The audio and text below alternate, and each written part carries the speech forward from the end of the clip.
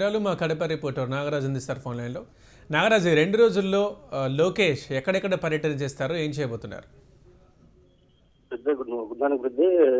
చంద్రబాబు కడప నగరంలోని కడప పెద్ద దర్గాలో జరుగుతున్న ఉరుసు ఉత్సవానికి చంద్రబాబు నాయుడిని జిల్లా టీడీపీ నాయకులు పెద్ద దర్గా పీఠాధిపతి కూడా ఆహ్వానించడం జరిగింది.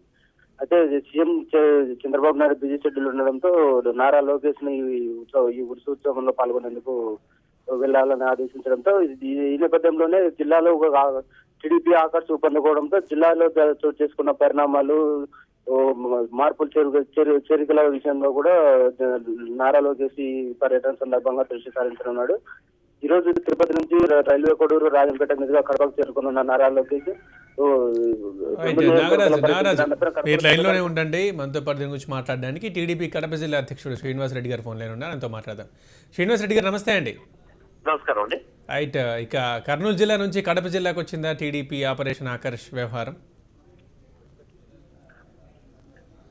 ఏమండి శ్రీనివాస్ రెడ్డి గారు, లోకేష్ గారు కడప జిల్లాకు వస్తున్నారు కదా? అవును. సో దీంట్లో మళ్ళీ ఇప్పుడు జరుగుతున్న పరిణామాల్లో మళ్ళీ ఎవరైనా కడప జిల్లా వైసీపీ నేతలు టీడీపీలోకి రావడానికి అంటే ప్రయత్నాలు ఏమన్నా చేయజరుస్తున్నారా అని?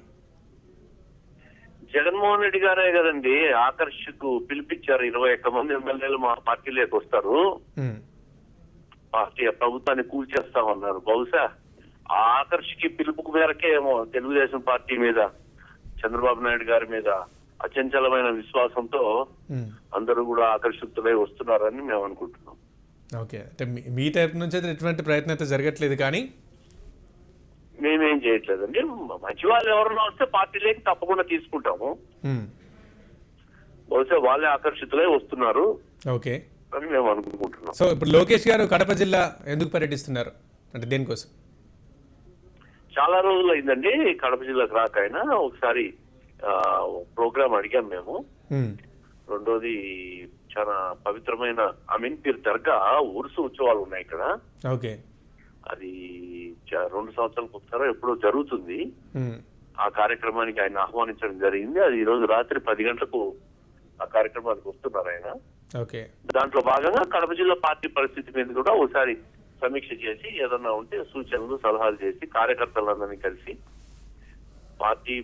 పార్టీకి ప్రభుత్వానికి మధ్య ఏదన్నా ఉంటే కోఆర్డినేట్ చేసేది. శ్రీనివాస్ రెడ్డి గారు, కడప కార్పొరేషన్ కి సంబంధించి కొంతమంది కార్పొరేటర్లు వైసీపీ నుంచి టీడీపీకి రావాలని ఉన్నారని వార్తలు, ఎంతవరకు నిజం?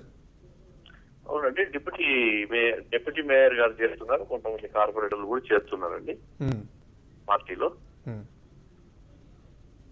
అదే అంటే ఇప్పుడు లోకేష్ గారి పర్యటన తర్వాత ఇంక ఇవి ఎక్కువైవచ్చు అని అంటారా? ఈ సంఖ్య పెరిగే అవకాశం ఉంది.